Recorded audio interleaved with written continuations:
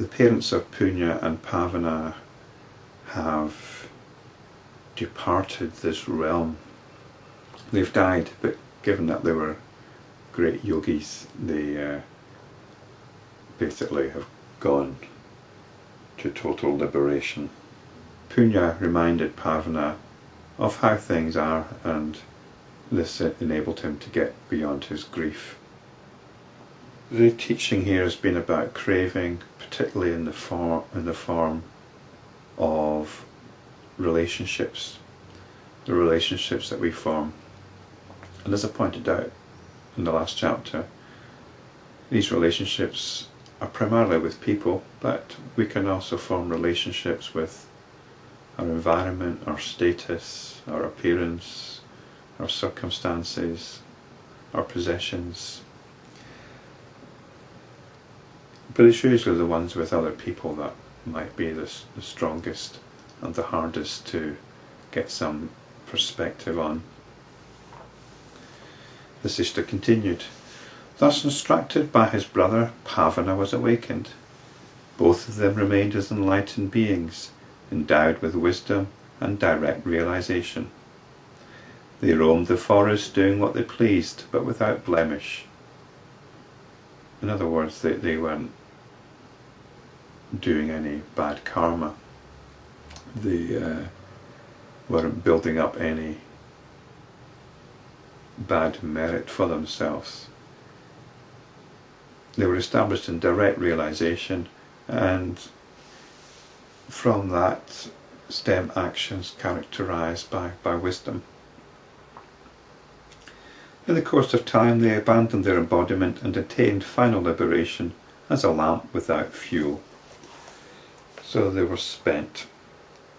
So we've got the yogic notion here that somehow final liberation is only to be achieved with the abandonment of the body, and that happens at death.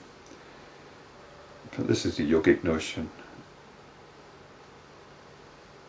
I would say that once you've abandoned notions of the body, then your liberation is as final as it can be.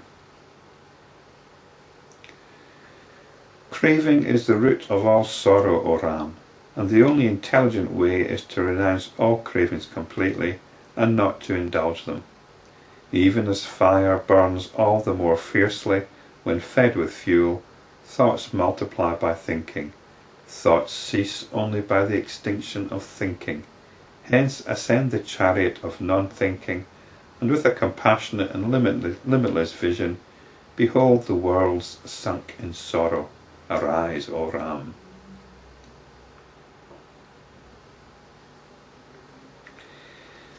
Thinking here is not about blanking your mind. Thinking here is about the forming of concepts, of notions. Thinking can carry on, but we don't need to get involved in it. We don't need to be getting caught up in it. We don't need to be getting led away from our sense of being by thinking. So we need to be careful. This yogic way of thinking tends to imply that we should somehow blank our minds. So when we hear that we should ascend the chariot of non-thinking, we basically dissociate ourselves from notions and ideas. We bypass the cognitive process, basically. This indeed is the Brahmic state, pure, free from craving and from illness. And this illness, as it explicitly states in the next story, is psychosomatic. It's illness produced by wrong understanding. Attaining this, even one who has been a fool is freed from delusion. Seems strange to say that even one who's been a fool. It seems to be implying that actually anybody can do this, even a fool. He who roams the earth with wisdom as his friend and awareness as the female companion does not become deluded. Now here's a nice suggestion. Awareness as the female companion. Wisdom as his friend. Wisdom is what governs our actions in the world. and awareness is what's behind them.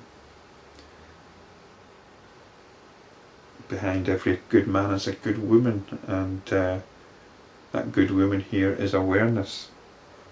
It occurred to me really that the term Brahman, which is usually referred to as an it, but because of its extreme intimacy with our essence, because it is our essence, perhaps we should refer to Brahman as she. I might try that from now on. There is nothing of value in the three worlds, nothing that one may wish to have, which cannot be had by the mind free from craving. They who are cured of the fever of craving do not subject themselves to the successive rise and fall inherent in embodied existence. The mind attains fulfillment only by utter dispassion, not by filling it with desires and hopes. To those who are devoid of any attachment or craving, the three worlds are as wide as the footprint of a calf, and a whole world cycle is but a moment. In other words, distance and time have no meaning, because everything is here, in the present moment, which is now. There is nothing out there, it's all happening here. The coolness of the ice pack on top of the Himalayas is nothing compared to the coolness of the mind of the sage free from craving. The light of the full moon is not as bright, nor is the ocean as full, nor the face of the goddess of prosperity as radiant as the mind free from craving. When all the desires and hopes which are like the branches of the tree of the mind are cut down, the mind resumes its own nature. If you resolutely deny refuge to these hopes and cravings in your mind, then there is no fear for you. When the mind is free from movements of thought, which are motivated by hopes or cravings, then it becomes no mind. There's a little note at the bottom here to the effect that asha is taken to mean both hope and craving. The word hope tends to have positive connotations in the modern Western mind, but here it's just tied up with craving. It's a hope, because hope is making an investment in some kind of expectation. So it becomes no mind, and that is liberation. When the mind is free from movements of thought, then it becomes no mind, and that is liberation. The thinking that is brought about by hopes and cravings is known as vritti, movement of thought. When hopes and cravings are given up, there is no vritti either. Vritti is just the general whirl of our thinking. It's the restlessness of our mind. When the aggravating cause is removed, the effect ceases to be. Hence, for restoring peace to the mind, remove the disturbing cause, which is hope or craving.